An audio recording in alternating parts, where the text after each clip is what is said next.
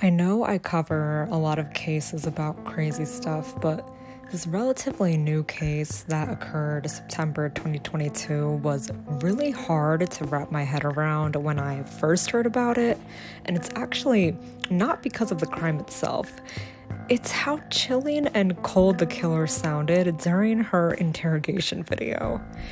Yeah, there are psychopaths and sociopaths in this world, but when it's a murder committed against their own sibling over something so trivial, I think this killer tops the list for being the most cold and unusual killer. So we got this 21-year-old woman named Fatiha Marzan, and she basically fell in love with this random guy over Skype. According to her, they have been speaking to each other for 5 years, and in those 5 years, they met in person literally once. Once. Now, from what it looks like from the outside, she sort of gives off the impression that she was secretly talking to this guy on Discord and other platforms and really thought that getting with this dude and running away with him will give her the freedom she thought she didn't have in her conservative household. She appears to be Muslim and wears the hijab and all that, which is why I'm saying conservative. That's just my speculation though. I think that aspect of wanting to break free from those traditional expectations, tied with her strong obsession over this guy, is why I think she so desperately went down the horrific route she did. And when I say desperately, I mean she was working over 60 hours a week and over to get money to move out with him. She even paid off her car, according to her, because it would be easier to pay rent when she moved in with him. So she was crazy in love over this Game Boy fantasy romance and working extra hard to be with him. But things got sort of weird. She began to notice that her younger sister, 20-year-old Fatiha Marzan, started to, in her words, do bad things. She stated that Fatiha and her long-distance boyfriend were basically flirting with each other on the chat of a freaking video game. They were saying things to each other such as, "I love you," and some other cringe shit. Yeah, this would hurt any sister as it straight up is betrayal, but Fatiha was beyond hurt by this. She saw this as an actual threat to her livelihood, and her response to this was very extreme. In her creepy interrogation video, Fatiha speaks in a muffled little girl voice. Honestly, I was surprised to find out she was 21 just based on how she was speaking and her mannerisms.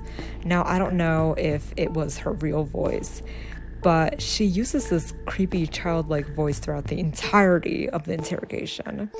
People were speculating that it could have been a fake voice to make herself look more naive, but others were saying that her voice could very much be real due to perhaps abuse from an earlier age or just being caged up in the house. I call BS on the latter part. This woman was allowed to go outside and make friends, and she even said that she had friends in school. So ain't nobody was caged up and forbidden to socialize. I can't comment on the abuse part though, because it was never confirmed. Regardless, Fatiha and her sister Fatiha shared the same bedroom and even the same bed, I think. So her noticing something was going on between her boyfriend and sister was inevitable. Fatiha would even at times lock the door, according to Fatiha, just so she could communicate with him via Discord and play video games with him while Fatiha was working. Fatiha saw everything going on between them basically and literally told the interrogator that Fatiha flirts with everyone and was painting her sister as this frivolous individual. And her anger was solely directed at her sister. Like, she defended her boyfriend's flirting, saying that he was just flirting back with her to be nice. It was Seima who Fatiha speculated wanted her out of the picture, and the guy all for herself. What enraged her more was that her boyfriend was just simply easier and convenient for Seima to access, which was a slap in the face in Fatiha's eyes because she quite literally was working very hard to be with this Game Boy. Fatiha expressed that she did try to tell her to stop, but Seima was not stopping. Look, anybody would be frustrated, disappointed, and enraged knowing their own blood was betraying them like this. But when you hear how Fatiha goes about this, I really think any sympathy you had for her would simply evaporate. So Fatiha was really seeing her sister as this threat to her existence because she didn't like that she was trying to insert herself in her plans to move out and be with this person she only met once in 5 years, and she was desperate for a solution. So in a very common, matter-of-fact way, she basically was telling the interrogators that she bought a pack of 2 dagger-style knives 2 weeks prior to murdering her sister. She did this all without telling anyone, and she executed her murder at exactly 4:30 a.m. on September 26, 2022. Here's the chilling part though. The way she was describing her sister's murder and reenacting it was the creepiest thing I ever heard and saw in my life, and I swear. She said in her little girl voice that she knew it was 4:30 a.m. because she looked at her phone. She placed the knife on the dressing table adjacent to the bed for quicker access. Subsequently, she got on top of her sister and started to pierce the knife 4 times directly into her heart. Now, Seima was awake while this was happening. Imagine the horror. And when the interrogator asked Fatiha what Seima said, Fatiha literally giggles while answering that Seima said, "What the F" and "help," while being stabbed to death by her own sister. And you said she woke up? Did she say anything? What the fuck?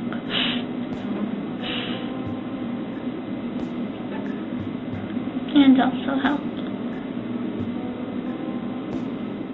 And I must note that throughout the entire interrogation, she was giggling and just talking so casually.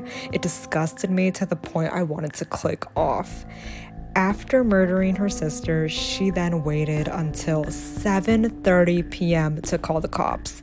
Okay, so let me reiterate this. She murdered her sister at 4:30 a.m. She waited to call the cops until 7:30 p.m. In that chilling call, she told the operator that Seima is dead and that she stabbed her, using the same stupid little kid voice. What happened between all those hours, and why did it take that long to call the cops is my question. I mean, that is a pretty lengthy time span, so why did it take that many hours to report this death? Like, what the F was going on? Weird as hell if you ask me. Did the parents check up on their daughter at all during these hours? Also, how did nobody hear that murder taking place?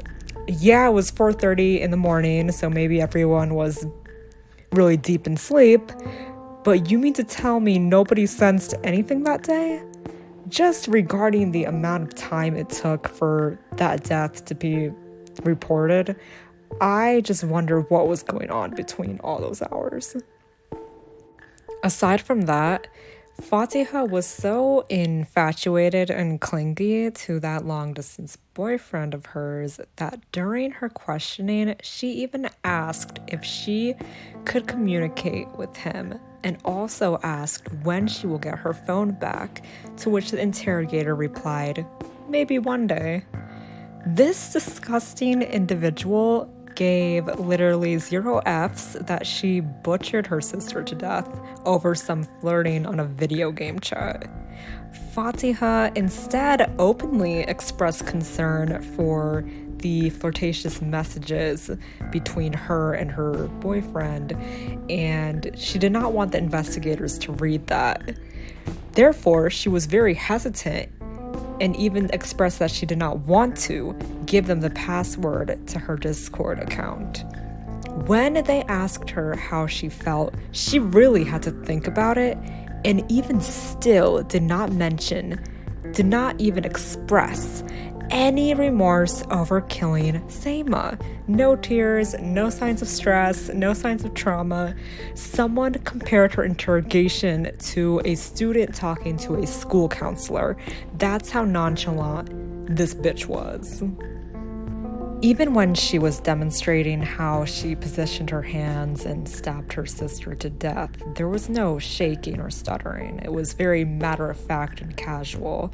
So that kind of just suggests she wasn't even traumatized by that event.